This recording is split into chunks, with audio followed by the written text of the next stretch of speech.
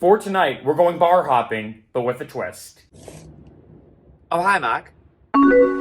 What's up, Freccero fam? Welcome back to my channel where I like to experience everything that life has to offer. For tonight, we're going bar hopping, but with a unique twist. It is dry January, so for tonight, I'm only having non-alcoholic beer. Pre-gaming right now, some Bravas non-alcoholic beer. I got one of their variety 6-packs, and all their beers are insane. They have everything from like a peanut butter dark beer to a golden to this is the West Coast IPA. And what's crazy is they're all non-alcoholic. And I'm not exaggerating. If someone handed me this beer and said, oh, you gotta try this new IPA, I would not know it's non-alcoholic. That's how good it is. Solid pregame overall. Just got to downtown Playa Del Rey.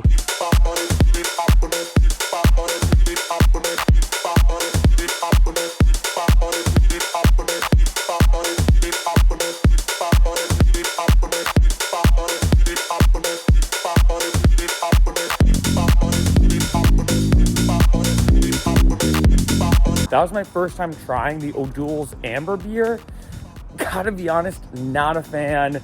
I will say, for every time I've gone sober for like a month, like I've done a couple sober Octobers and dry Januaries, I try as many non-alcoholic beverages as possible. I've had non-alcoholic wines, champagnes, different types of liquors, beers, pretty much everything.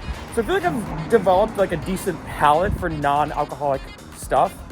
Yeah, I hate to say it, not a fan of that one.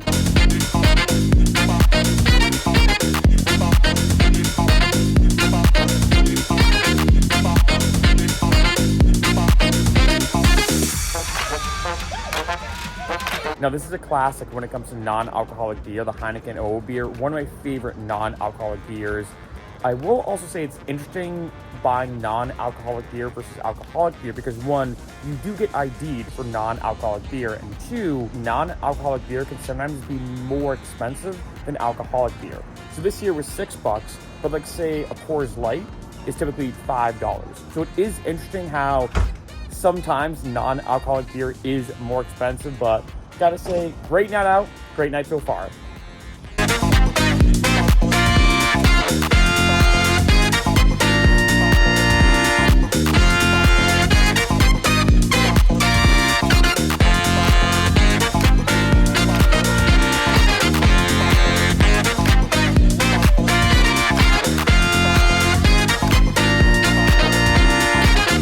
I haven't been to Bakari in a few years. It's a very well-known restaurant here in the area. Gotta say, love the new bar setup. Also, that non-alcoholic beer, I feel like was okay. It was a Pilsner. And what's interesting is I feel like it's kind of cool that with non-alcoholic beers now, there's so many different types. You have non-alcoholic IPAs, Pilsners, light beers, dark beers, every type of beer you can think of. Some non-alcoholic beers, I'm like, oh, I don't like it because I don't like Pilsners.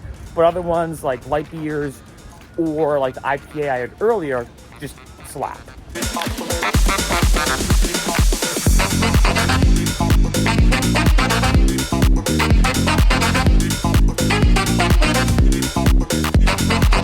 Now saving the best venue for last, we're going to Grain Whiskey Bar inside of Playa Provisions. And what's awesome about Grain is not only are their mixed drinks incredible, but they also make non-alcoholic mocktails that are phenomenal.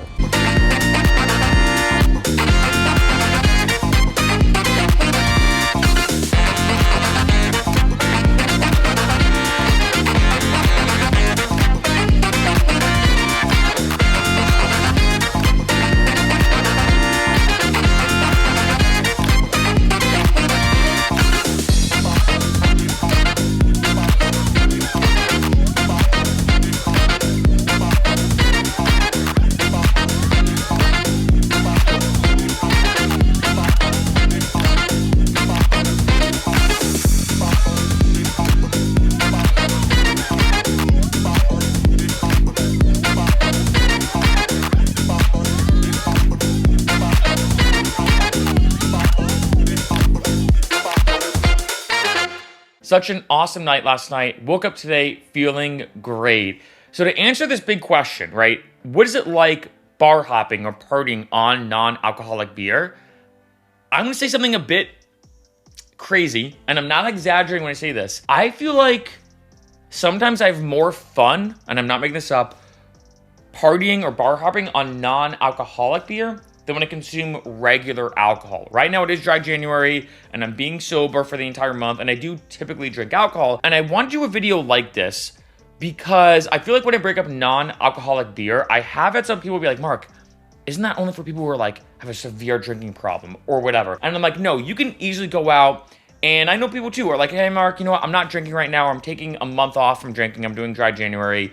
You can't really go out and party and drink non-alcoholic beer and have a good time. And for me, I gotta be honest, like there's something about it. Again, it could be a bunch of different things, right? Maybe one, it's the taste of the beer, or maybe it's the placebo effect, right? Like you're drinking beer at a bar with friends. The placebo effect kicks in where you kind of feel like a little buzzed. Or another thing too could be the fact that, you know, you're just sipping something in general, like kind of that oral fixation of being out in public or whatever. Being honest, you know, when a lot of people ask me like, look, like what is it like to like actually party on it? It's pretty awesome. If anything, like I said, I think this, you could argue both sides of this, right? Because don't get me wrong, there are some times I love going out and partying and drinking normally, but at the same time, going out and drinking non-alcoholic beer, like one, I typically spend way less money. Although I did mention, sometimes non-alcoholic beer, ironically, can cost a little more than alcoholic beer. But one, I typically spend way less money on Ubers, Lyfts. Of course, I can drive to and from the place. I'm not getting late night, drunk, fast food or whatever. Two, I can wake up the next morning feeling great. Like woke up today, of course, no hangover. And obviously the last thing too is I feel like there isn't this huge issue of like, say, getting, like say too drunk or too sloppy or whatever. Or like say, and I feel like everyone's been there where you're like, all right, I'm gonna only have 1 or 2 drinks. That's it. I've worked in the morning. I'm only gonna have a couple. Very, very famous last words. Overall, I gotta say, especially for those doing dry January, or let's say if you're doing a sober October or whatever, don't hate on non-alcoholic beer. Like one of my friends I remember used to be like, Mark, I just don't get it. I don't get why you drink a non-alcoholic beer. And we went to a party and he had some with me and he's like, dude, he's like, I get it now. He's like, there's something about drinking it. You feel like you're drinking beer. And especially for a lot of non-alcoholic beers,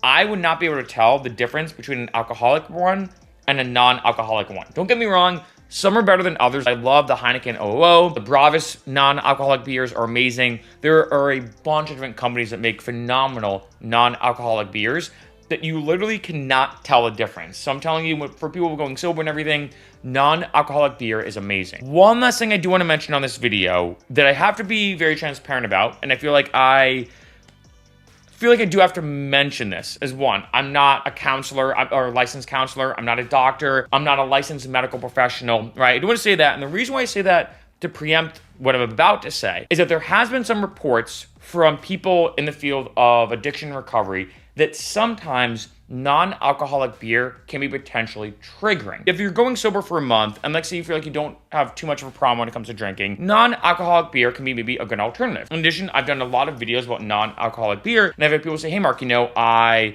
a recovering alcoholic. I've not been drinking. I've been sober for 10 years. I love non-alcoholic beer. It's perfect. It kind of scratches that itch for me when I go out and all my friends are drinking. I just have non-alcoholic beer. And I agree with that. That's exactly how I feel. However, there have been some cases, and I know this is why a lot of people in the field of, like, say, addiction and whatnot have talked about this, that non-alcoholic beer can be kind of triggering because it tastes just like beer. It feels like the real thing. The sensation is like the real thing. And as a result, it can be kind of that first breadcrumb that leads you to start drinking again. This all depends person to person. So I do want to mention that. I do suggest in the case that you're watching this video, be like, oh, you know what, seems kind of fun, like going out bar hopping and I just have non-alcoholic beer. I do suggest maybe talking to a psychologist, someone licensed in this field, you know, just in case. But overall, I gotta say, when it comes to partying and going out and drinking, non-alcoholic beer is a great way to go.